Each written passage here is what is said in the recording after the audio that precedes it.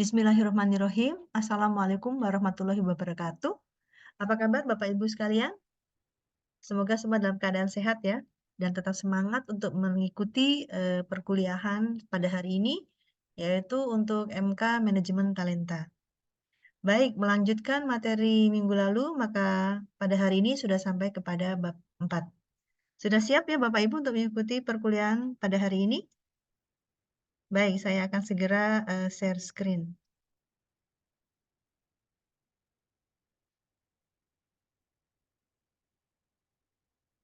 Baik, apakah sudah terlihat? Ya, semoga sudah terlihat ya. Nah, di sini untuk hari ini kita masuki ke bab 4 yaitu mengenai menetapkan kriteria talenta. Yang kita perlu lakukan yang pertama kali adalah mengidentifikasi kebutuhan kunci organisasi terhadap manajemen. Jadi kita mengidentifikasi dulu kebutuhan-kebutuhan apa yang diperlukan oleh organisasi. Kemudian yang kedua adalah menetapkan level untuk pusat pengembangan talenta. Jadi kita tetapkan dulu dia berada di level berapa. Nah, biasanya level-level ini akan dibuat secara unik ya oleh masing-masing organisasi. Bisa bertingkat dari level 1 sampai dengan level 5 misalnya, atau sampai dengan juga level 6 atau 7. Kemudian selanjutnya adalah menetapkan kriteria kompetensi sasaran pengembangan pusat pengembangan talenta. Jadi kita tetapkan dulu kriteria-kriterianya yang berkaitan dengan masalah kompetensi yang harus dimiliki oleh karyawan. Nah, ini kita lihat bagaimana cara kita mengidentifikasi kebutuhan kunci organisasi. Yang pertama adalah kita sesuaikan dulu ya, kita sesuaikan tentu perlu untuk diselaraskan gitu ya, selaraskan dengan visi, misi, strategi organisasi kaitan dengan persyaratan talenta untuk mencapainya. Artinya di sini bahwa pencapaian yang harus kita lakukan itu harus berhubungan ataupun sesuai dengan visi, misi, dan juga strategi organisasi. Kemudian yang kedua adalah eh, berkaitan dengan masalah kunci penggerak bisnis di masa depan untuk memenuhi talenta yang dibutuhkan. Artinya kita harus tahu ya seperti apa gitu ya penggerak bisnis di masa depan, yang kemudian kita juga harus bisa mengidentifikasi talent-talent seperti apa yang kita perlukan. Kemudian kita juga harus mempersiapkan talent-talent tersebut ya untuk siap bersaing di industri pada masa yang akan datang. Dan tentunya juga berkaitan dengan pengaruh terhadap kriteria pimpinan yang dibutuhkan. Artinya kita menetapkan talent tersebut adalah sesuai dengan kriteria pimpinan yang kita butuhkan di masa yang akan datang. Kemudian juga berkaitan dengan budaya dan nilai-nilai organisasi yang akan dikembangkan dan kejelasan informasi untuk karakter talenta yang dibutuhkan di masa yang akan datang. Artinya, bagaimana kita mengidentifikasi berkaitan dengan budaya-budaya apa yang harus dimiliki, kemudian nilai-nilai organisasi apa yang akan dikembangkan untuk masa yang akan datang. Kemudian, bagaimana kita menetapkan kelompok pusat pengembangan talenta? Yang perlu diperhatikan pertama adalah mengenai level kontributor individual. Jadi di sini ada 1, 2, 3, 4, 5, 6, ada 7 level. Jadi di sini adalah yang pertama adalah level kontributor individual, artinya di sini adalah level di mana kontribusi daripada individu-individu. Kemudian juga ada level penyelia fungsional awal. Jadi di sini penyelia di sini adalah posisi gitu, posisi di atas persis dari posisi karyawan pada saat ini. Kemudian juga ada level manajer departemen fungsional ataupun juga proyek. Nah, di sini level-level para manajer, atau biasanya kalau kadang ada juga yang tidak semuanya menggunakan istilah manajer ya, kadang juga kepala bagian seperti itu. Ya, kemudian selanjutnya adalah level manajer yang menangani dan membawa beberapa departemen. Nah, di sini contoh misalnya kalau di pabrik gitu ya, dia kan ada manajer produksi, misalnya ada manajer safety, ada manajer pemasaran, dan juga manajer-manajer yang lain. Nah, di atasnya itu ada sering kita sebut dengan plan manager seperti itu. Nah, ini yang jadi ada level manager yang memiliki bawahannya itu adalah para manajer. Kemudian level manajer umum setara dengan CEO ya kalau di perusahaan kecil. Jadi perusahaan kecil di sini biasanya adalah yang masuk kategori kecil itu perusahaan yang nasional gitu ya. Kemudian level manajer umum yang setara dengan CEO perusahaan menengah. Dan perusahaan menengah itu adalah perusahaan-perusahaan internasional. Kemudian perusahaan besar di sini adalah perusahaan yang sudah menjadi perusahaan global. Nah, di sini juga ada level manajer umum yang setara dengan CEO perusahaan besar. Next, nah ini disesuaikan yang tadi dengan bagaimana sih kondisi di perusahaan ataupun di tempat Bapak Ibu bekerja. Kemudian selanjutnya berkaitan dengan talent pool ya, talent pool di sini. Nah, yang pertama adalah ada talent pool director. Dari sini tentu berisi tentang talent-talent yang berhubungan nantinya dipersiapkan untuk para direktur-direktur. Kemudian ada talent pool general manager, jadi GM ya, GM. Kemudian juga ada talent pool manager. Nah, tentu ini untuk level-level 1, 2, 3, 4, 5 ini tergantung dari perusahaan atau institusi Bapak Ibu sekalian. Nah, yang paling tinggi itu di posisi apa gitu. Ya, yang di sini kan ada, kalau di sini yang paling tinggi adalah direktur, kemudian di sini ada GM, kemudian ada talent pool manager, kemudian ada talent pool supervisor, ada talent pool koordinator. Nah, ini tergantung dari perusahaan Bapak Ibu seperti apa struktur organisasinya. Jadi nggak semuanya direktur kan paling tinggi ya. Mungkin ada juga apa istilah-istilah atau sebutan-sebutan yang lain. Next. Nah, ini kalau kita gambar ya untuk piramidnya seperti ini ya untuk talent development proses. Di sini ini untuk pewarnaannya kita lihat. Jadi yang pertama di sini ya, di sini ada kita menentukan dulu talent kriterianya seperti apa, kriteria talentnya, kemudian di sini ada pool talentsnya, kemudian ada positionnya apa saja, kemudian juga ada talent accelerated development-nya, kemudian selanjutnya dilakukan monitoring progress, kemudian kita akan dapat menemukan pemimpin di masa depan.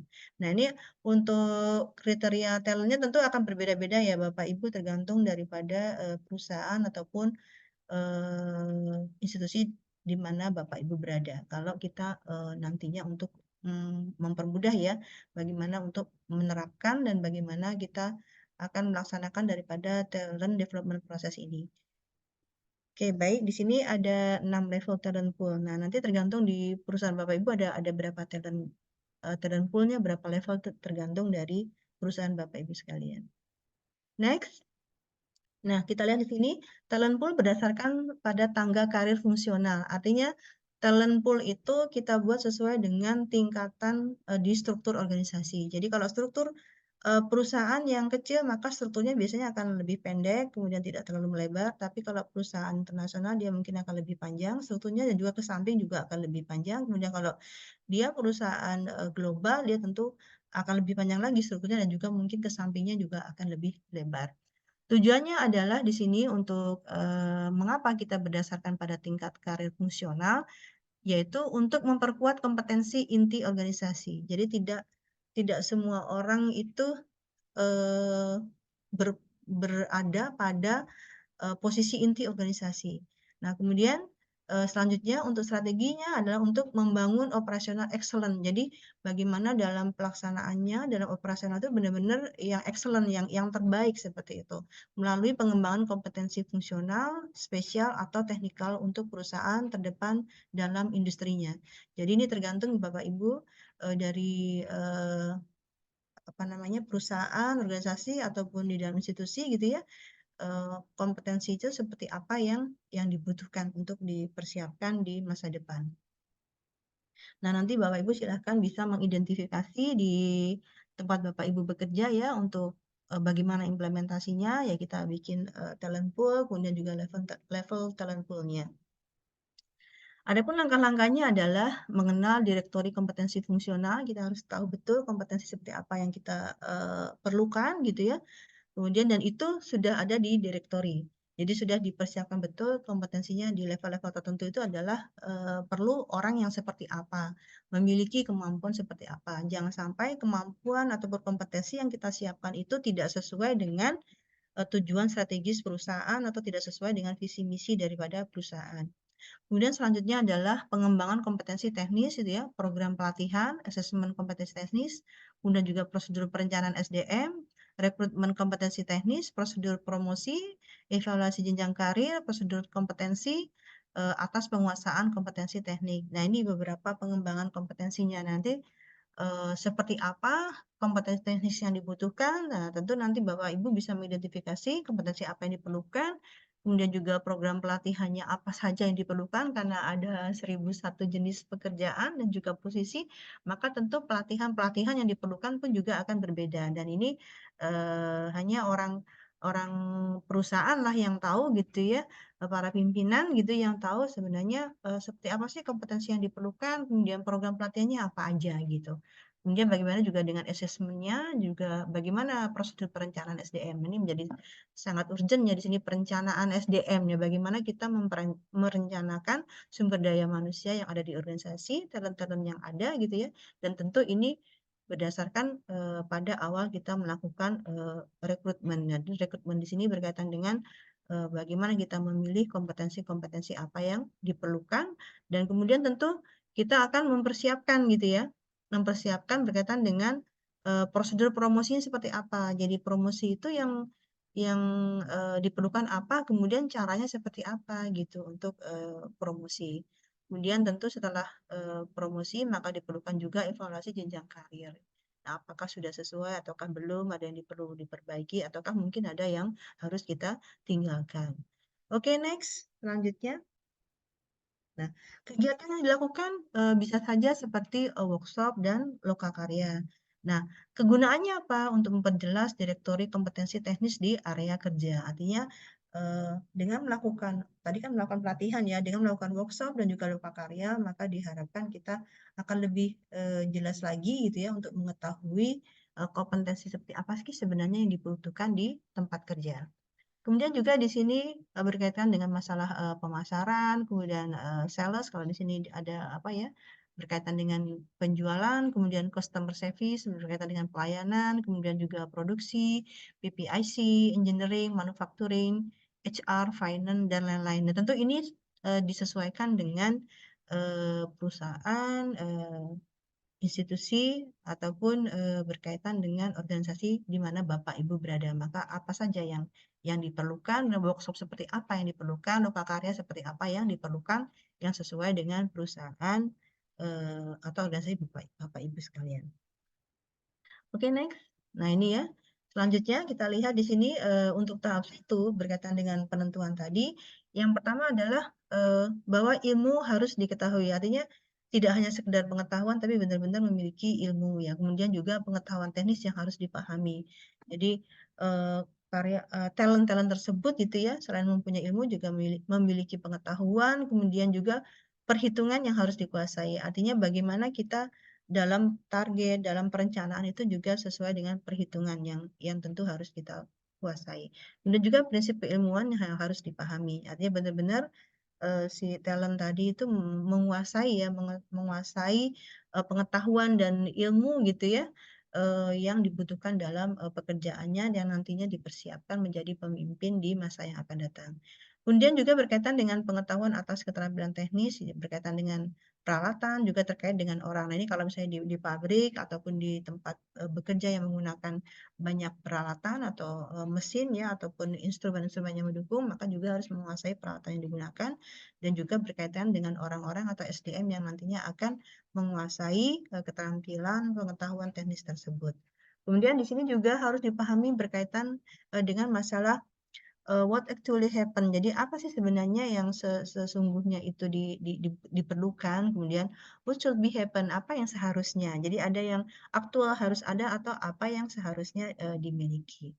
Kemudian juga bila terjadi ataupun adanya kendala-kendala, maka kita harus juga bisa memahami gitu ya, bahwa mengapa masalah itu muncul. Jadi artinya penyebab tercetusnya ataupun munculnya masalah tersebut itu apa.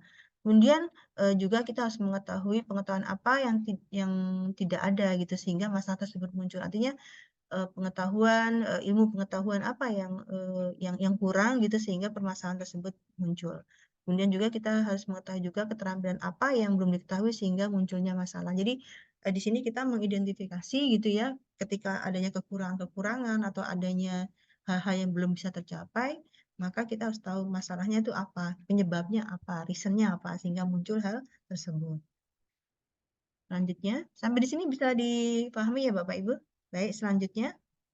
Nah, ini untuk berkaitan dengan worksheet technical kompetensinya ya. Nah, ini tentu juga sangat unik, jadi bisa disesuaikan dengan perusahaan atau organisasi Bapak Ibu sekalian. Yang pertama adalah jalur karir fungsionalnya. Dan jalur karirnya seperti apa? Step-stepnya seperti apa? Artinya strukturnya seperti apa? Nah, berkaitan dengan masalah karir. Kemudian juga berkaitan dengan aktivitas utama, juga area keberhasilan kunci dalam jalur karir fungsional tersebut. Jadi apa key result areanya itu apa? Kemudian aktivitas yang dilaksanakan dalam setiap area keberhasilan kunci. Artinya aktivitas apa yang harus dilakukan gitu agar bisa berhasil. Kemudian juga berkaitan dengan knowledge apa, keterampilan apa yang dibutuhkan. Nah, ini bisa berkaitan dengan masalah pengetahuan, bisa berkaitan dengan masalah keterampilan teknis ya baik secara kemampuan untuk soft skill-nya gitu ya ataupun hard skill yang harus dimiliki dan tentu ini disesuaikan dengan pekerjaan Bapak Ibu sekalian. Kemudian level kompetensi yang disyaratkan. Nah, seperti apa kompetensi yang dibutuhkan sesuai dengan levelnya masing-masing. Next. Di sini ada beberapa level talent pool fungsional. Ini contoh saja kita lihat di sini ada talent pool chief position, kemudian ada talent pool master position, ada talent pool senior position, ada talent pool junior position.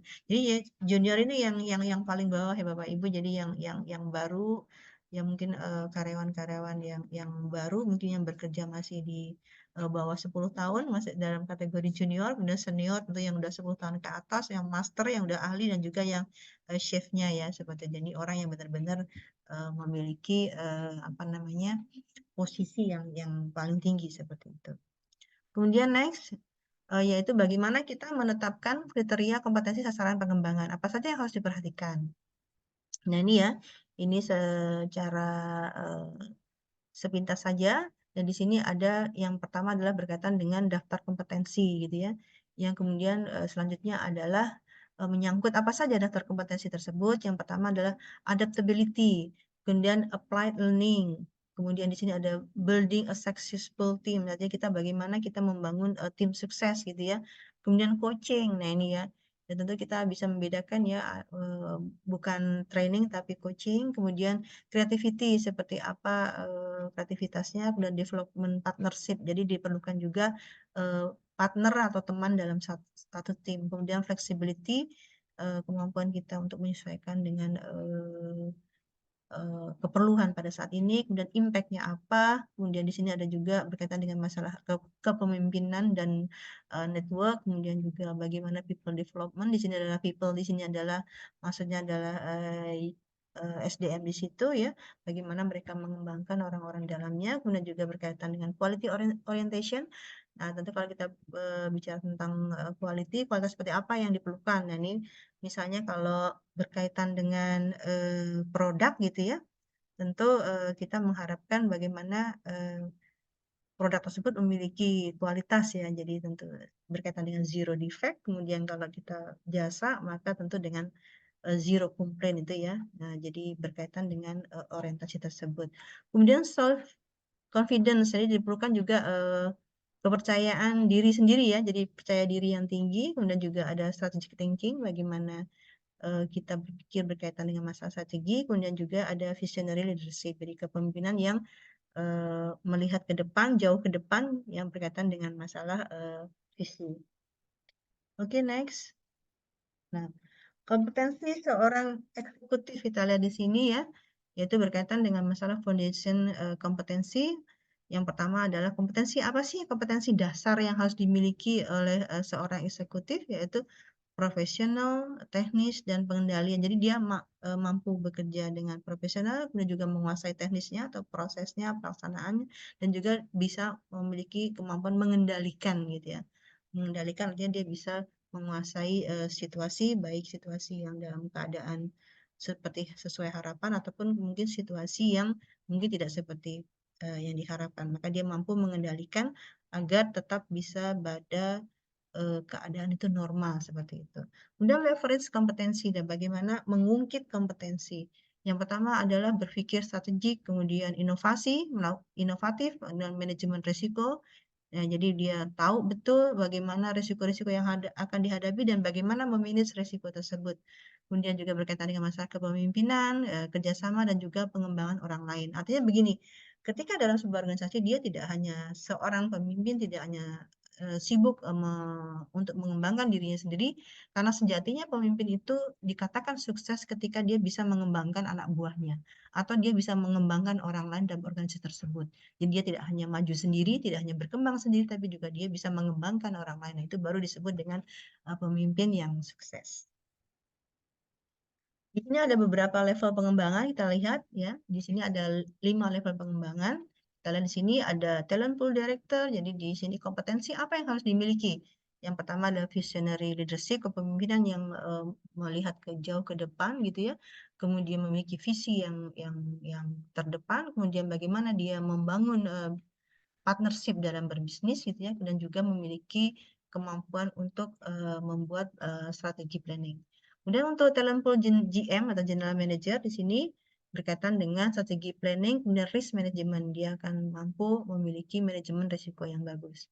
Kemudian talent pool manager, di sini kompetensi apa yang harus dimiliki, yaitu pertama leading change gitu ya. Jadi dia bisa memimpin dalam perubahan, kemudian planning, organizing, ya bagaimana dia membuat rencana dalam organisasi, juga melakukan kontrol dan monitoring developing others. Jadi dia mengontrol, memonitor dan juga mengembangkan ya, mengembangkan satu sama lainnya. Jadi dia tidak hanya mengembangkan diri sendiri, tapi juga bisa mengembangkan orang lain. Kemudian juga di sini ada talent pool supervisor.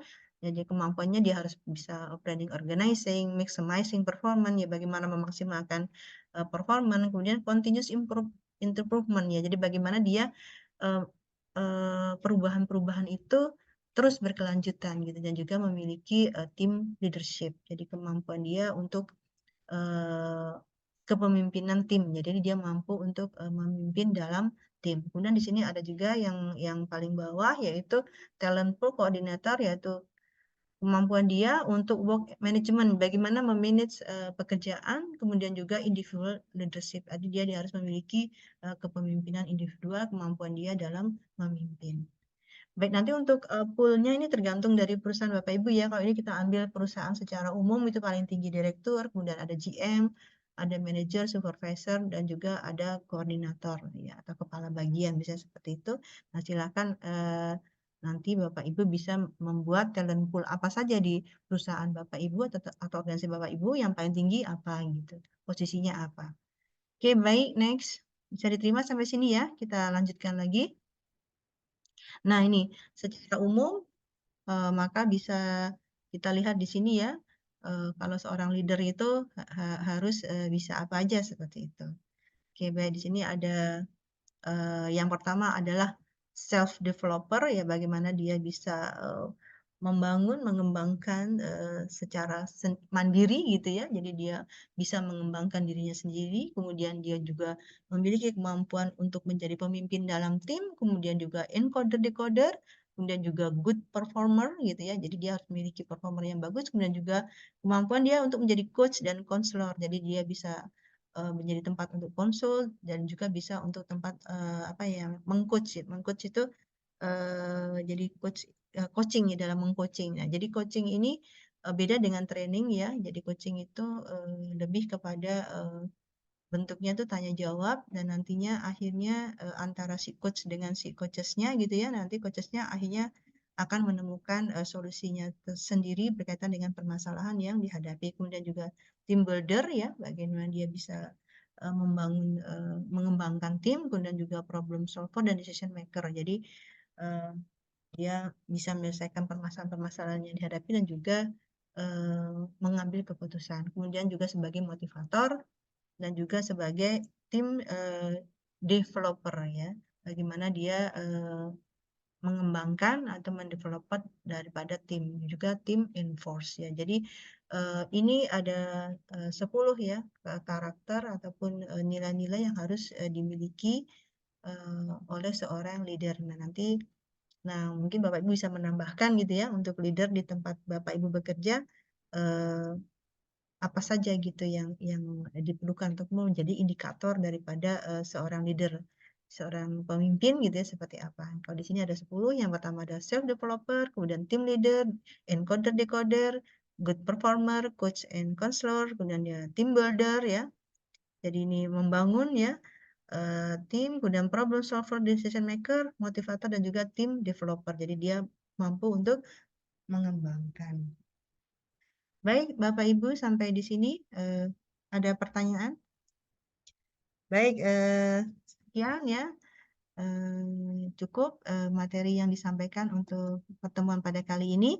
Silakan nanti Bapak Ibu bisa